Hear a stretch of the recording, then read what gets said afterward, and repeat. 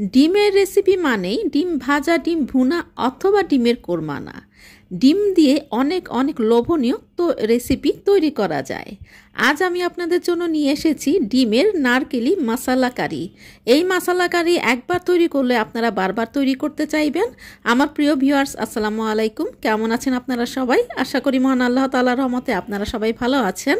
আলহামদুলিল্লাহ, আমিও ভালো আছি। তাই তো আপনাদের মাঝে ফিরে আসলাম চুমকি রান্নাঘর থেকে। আর চুমকি রান্নাঘর মানি তো আপনাদের রান্নাঘর। তো চলেন দেখে আসি ডিমের নারকেলি মশলা কারি রেসিপিটা আমি কিভাবে তৈরি করেছি। খুবই সাধারণ উপায়, খুবই সাধারণ মশলায়। তো এখানে দেখতে পাচ্ছেন আমি একটা প্যানে তেল দিয়ে দিয়েছি, 1/3 কাপ পরিমাণ তেল দিয়েছি। আর এখানে 1 চা চামচ পরিমাণ ঘি দিয়েছি।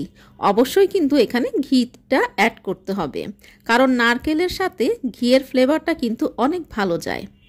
তারপরে আমি এখানে হলুদ, লবণ আর গুঁড়া মরিচ দিয়ে মেখে নেওয়া ডিমগুলো এখানে এই তেলের মধ্যে, তেল আর ঘিয়ের মিশ্রণের মধ্যে দিয়ে দিচ্ছি। দিয়ে আমি হালকা একটু ভাজা করে নেব। আমরা নর্মালি ডিম ভুনা করার সময় যে ভাজাটা করি, একটু কড়া করে লাল করে ভাজি, এটা কিন্তু সেরকম না।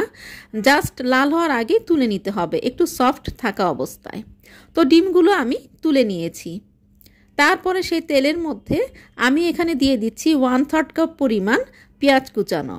তো পেঁয়াজটা যখন বেরেস্তা হওয়ার আগে যেরকম কালারটা হয়, যে বেরেস্তা হবে না কিন্তু হালকা একটু কালচে কালার হবে, ঠিক সেই পর্যন্ত আমি এটাকে নাড়তে থাকব।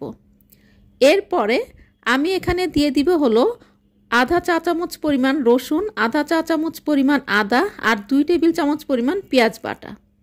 দেওয়ার পরে এটাকে খুব ভালো করে কষিয়ে নিব, যেন কাঁচা মশলার স্মেলটা চলে যায়।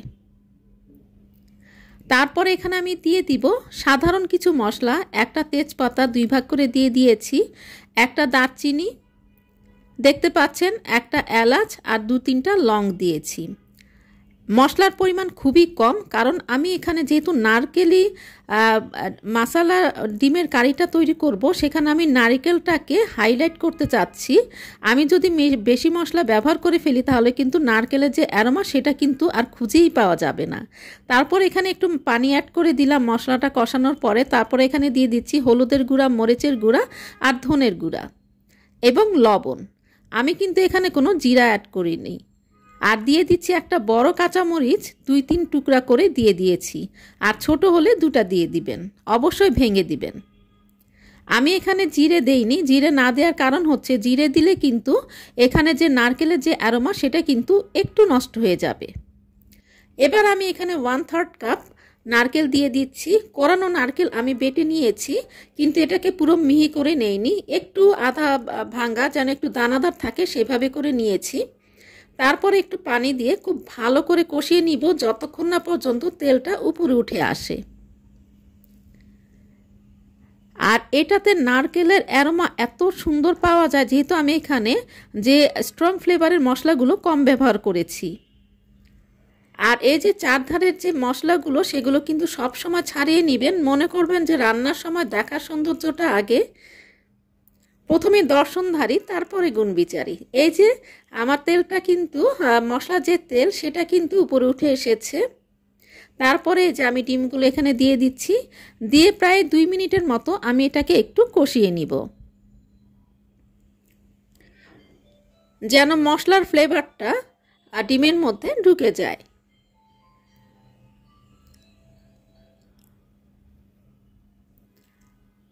নাড়াচাড়া দেওয়ার পরে আমি এখানে পানি অ্যাড করে নিব।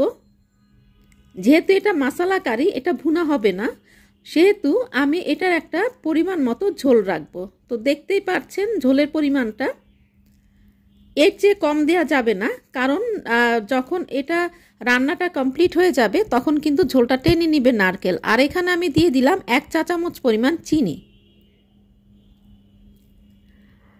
আর ঝালের ব্যাপারটা, মানে মরিচের ব্যাপারটা, মানে গুঁড়া মরিচের ব্যাপারটা, সেটা আপনারা ঝাল কেমন খাবেন সেভাবে অ্যাড করে নেবেন।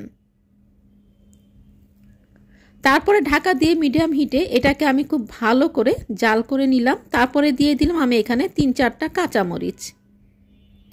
তারপরে একটু নেড়ে চেড়ে দিব। আবার যে সাইডের যে মশলাগুলো ছিল ঝোলটা সেটা একটু ছাড়িয়ে নিলাম, আবার ঢাকা দিয়ে দিলাম 1 মিনিটের মতো। তারপরে এই যে আমি আবার নাড়াচাড়া দিয়ে দিব, তারপরে দিয়ে দিলাম ধনেপাতা। 1 মিনিট পর চুলাটা বন্ধ করে দিব। চুলাটা বন্ধ করে দেওয়ার পরে 10 থেকে 15 মিনিট স্ট্যান্ডিং টাইমে আমি এটাকে রেখে দিব। তারপর সার্ভিং ডিশে আমি সার্ভ করব। একেবারে কম মশলায় কম সময়ে আর অনেক বেশি মজার এই রেসিপিটা। তো এই যে সার্ভিং ডিশে সার্ভ করে ফেলেছি, আর কালারটা দেখতেই পাচ্ছেন। তো আশা করি আজকে আমার এই রেসিপিটা আপনাদের ভালো লেগেছে। আর ভালো লাগলে তো চুমকি রান্নাঘরের সার্থকতা। আর চুমকি রান্নাঘর মানি তো আপনাদের রান্নাঘর।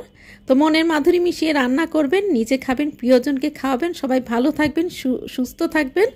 আর এই ডিমের নারকেলি মশলা কারিটা অনেক বেশি বেশি করে ট্রাই করবেন। আল্লাহ হাফেজ।